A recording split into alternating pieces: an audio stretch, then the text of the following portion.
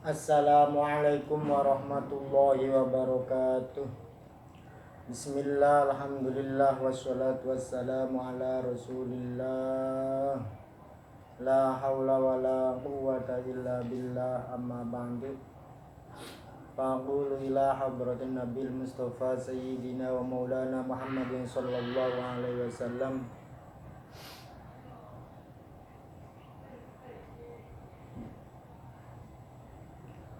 Ana khususan muallif hadzal kitab Asy-Syaikh Syarfuddin Yahya Al-Imriti Sayyidi Syekh Abu Abdullah Muhammad bin Dawud As-Sanhaji. Allahumma ighfir lahum warhamhum wa'afihim wa'afihim waj'al jannata maswahum wa ma'wahum bi barakatihim wa karomatihim. Iftah qulubana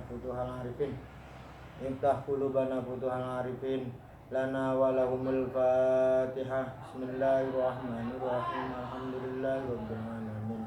Ar-Rahmanir Rahim. Maliki yaumiddin. Iyyaka na'budu wa iyyaka nasta'in. Ihdinas siratal mustaqim. Siratal ladzina an'amta 'alaihim ghairil maghdubi 'alaihim waladdallin. Amin.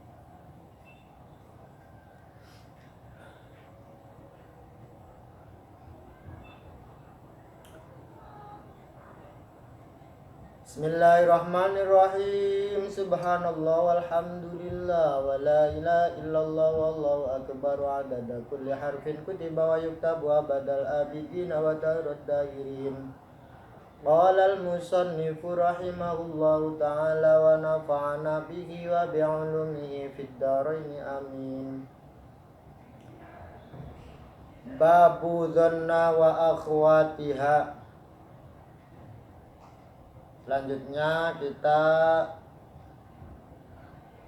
akan bersama-sama membahas tentang nawasihul ibtida kelompok ketiga, yaitu dzanna beserta teman-temannya.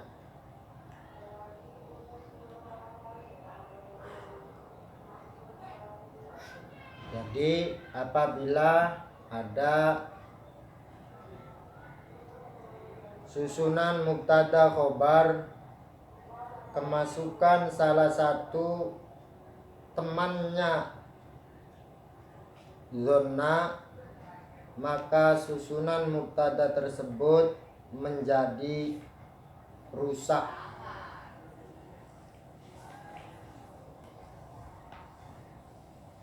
Dzanna beserta teman-temannya itu jumlahnya ada 10, yaitu dzanna, hasiba,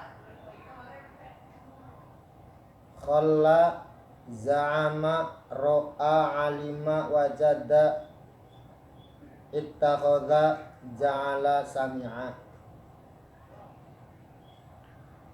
Namun perlu diketahui, untuk dzanna beserta teman-temannya yang ada 10 ini bisa merusak susunan mubtada khobar, harus sudah memenuhi fa'ilnya.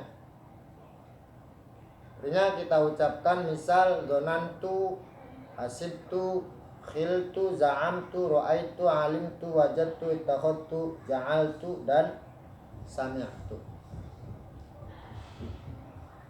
Lalu dzanna beserta teman-temannya ini mengamal apa kepada susunan mubtada khobar tersebut? Dzanna beserta teman-temannya itu mengamal menasobkan mubtada yang nanti dijadikan sebagai maf'ul pertamanya dan menasobkan khobar yang nanti dijadikan sebagai maf'ul yang keduanya. Saya ulangi, dzanna beserta teman-temannya itu mengamal menasobkan mubtada dijadikan sebagai maf'ul pertamanya dan menasobkan khobar dijadikan sebagai maf'ul keduanya. Ini senada, ini sesuai dengan daunnya Syekh Syarfuddin Yahya Al-Imriti melalui baitnya insib bidhannal mubtada ma'al khabar wa kullu fi'lin ba'daha 'alal athar ka khiltuhu hasibtuhu za'amtuhu ra'aituhu wajadtuhu 'alimtuhu ja'altuhu takhadtuhu wa kullu ma min hadhihi sarraftahu falyu'lama ka qawlihim dhanantu zaidan munjida wa ja'alna hadzal makana masjida insib bidhannal mubtada ma'al khabar wa kullu fi'lin ba'daha 'alal athar.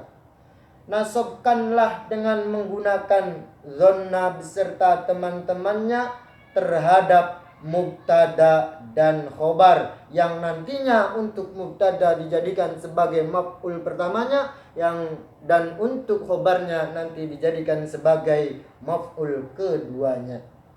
Namun untuk dhanna beserta teman-temannya ini sama seperti kana, artinya tidak hanya fi'il madinya saja, tapi lafaz-lafaz yang tertasrifnya, fi'il mudhari'nya, fi'il amarnya, masdarnya, itu semuanya sama bisa mengamal tansibul isma wal khobar, menasabkan maf'ul yang pertama, menasabkan maf'ul yang kedua. Untuk dhanna dan teman-temannya ini, untuk dhanna dan teman-temannya bisa mengamal menasabkan mubtada dijadikan sebagai maf'ul pertamanya dan menasabkan khobar dijadikan sebagai maf'ul keduanya, ini selama tidak ditaklek dan atau tidak diilgha. Artinya kalau diilgha atau ditaklek maka akan berbeda. Sekarang taklek si apa, ilgha si apa? Taklek adalah ibtalul amal lafzan la mahallan bisababi tawassuti ma lahu sadaratu bainaha wa baina ma'mulaiha. Taklek adalah pembatalan amal. Taklek adalah pembatalan amal secara lafaz, namun tidak secara mahal. Kenapa hal ini terjadi? Bisa babi tawassuti ma lahu sadar. Ini dikarenakan atau disebabkan telah ditengah-tengahi oleh sesuatu ataupun oleh lafaz atau oleh kalimat yang harus didahulukan. Contoh, alimtu la zaidun qaimun. Lafaz zaidun qaimun, ini adalah susunan mubtada dan khobar. Di sini kemasukan alimtu yang merupakan temannya dhanna. Namun secara lafaz, secara kasat mata ini tidak rusak susunannya. Artinya zaidun tetap rofa dengan menggunakan dhamma dalam hal ini, qaimun juga menjadi khobar dalam hal ini rofa dengan menggunakan dhamma. Namun secara mahal, lafaz la zaidun qaimun ini nasab. Lafaz qaimun juga nasab. Zaidun menjadi maf'ul keduanya, maf'ul pertamanya lafaz alimtu, qaimun menjadi maf'ul keduanya lafaz alimtu, namun secara mahal. Kenapa ini terjadi? Ini karena taklek. Artinya secara lafaz alimtu di sini tidak mengamal, tapi secara mahal mengamal. Kenapa terjadi begini? Sebab antara alimtu dan dua makmulnya yaitu lafaz zaidun dan lafaz qaimun ditengah-tengahi oleh sesuatu ataupun oleh kalimat yang harus didahulukan. Dalam hal ini lam ibtida. Alimtu la zaidun, antara alimtu dan lafaz zaidun beserta qaimun ini ditengah-tengahi oleh lam ibtida. Maka alimtu tidak lagi bisa mengamal secara lafaz. Artinya kita tidak boleh mengucapkan alimtu la zaidan qaiman. Itu taklek. Saya ulangi, taklek adalah ibtalul amal lafzan la mahallan bisabab tawassuti ma lahu sadaratu bainaha wa baina ma'mulaiha, yaitu membatalkan amal secara lafaz tidak secara makna, disebabkan oleh di tengah-tengahinya ataupun antara alimtu dan dua makmulnya ini di tengah-tengahi oleh sesuatu yang harus berada di permulaan kalimat. Atau ilgha, artinya Dhanna beserta teman-temannya mengamal menasabkan khobar, mengamal menasabkan mubtada dan khobar ini selama tidak di-ilgha. Kalau di-ilgha tidak bisa. Ilgha siapa? Ilgha adalah ibtalul amal lafzan wa mahallan li du'fil amili bitawassutihi au ta'akhurihi. Ilgha adalah pembatalan amal secara lafaz dan tempat, secara lafaz dan mahal. Kalau taklik, lafaz saja yang batal pengamalannya. Tapi kalau ilgha ini lebih parah. Pembatalan amal secara lafaz dan mahal. Kenapa ini terjadi? Karena amilnya itu lemah. Alimanya ini lemah. Kenapa lemah? Sebab di tengah-tengah, ya, sebab amil ini berada di tengah-tengah atau berada di akhir. Contoh amilnya ataupun alimah yang berada di tengah-tengah, Zaidun dzanantu qaimun. Pada contoh ini ada susunan mubtada khobar, di situ terdapat dzanna.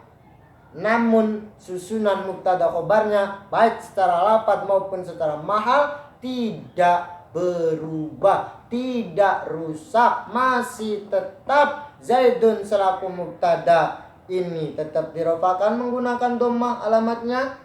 Qaimun juga di sini masih rofa menjadi khobar dan alamatnya menggunakan dhammah. Ya. Kenapa ini terjadi? Karena lafaz dzanna di sini berada di tengah-tengah.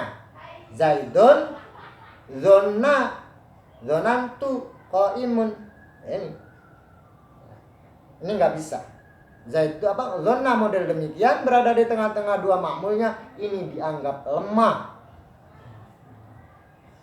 Contoh yang kedua, contoh yang amilnya ataupun dzannanya berada di akhir, diakhirkan Zaidun qaimun dzanantu. Susunan mubtada khobar Zaidun qaimun ada dzanantunya, namun dzannanya di akhir, maka ini tidak bisa mengamal baik secara lafaz maupun secara mahal.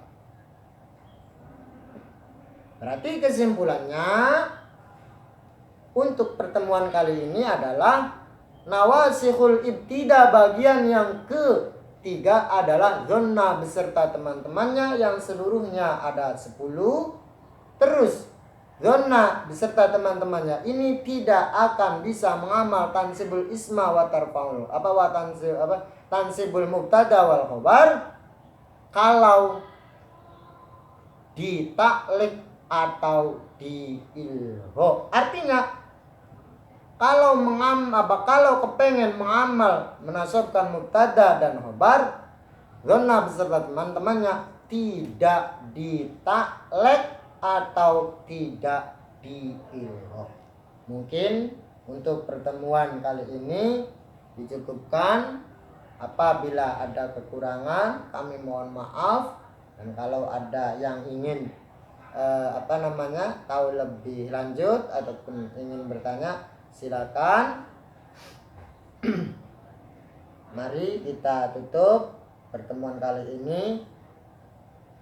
Semoga bermanfaat dan mendapatkan berkah dari pengarang kitab Nazam Amriti ala hadiniyah wa ala mana wa salafus salih. Al-Fatihah. A'udzubillahi minasyaitonirrajim. Bismillahirrahmanirrahim. Alhamdulillahirabbil alamin arrahmanir rahim maliki yaumiddin. Iyyaka na'budu wa iyyaka nasta'in ihdinas siratal mustaqim siratal ladzina an'amta 'alaihim ghairil maghdubi 'alaihim waladdallin. Amin. Al-'afwu minkum wallahul muwaffiq ila aqwamit thariq. Assalamualaikum warahmatullahi wabarakatuh.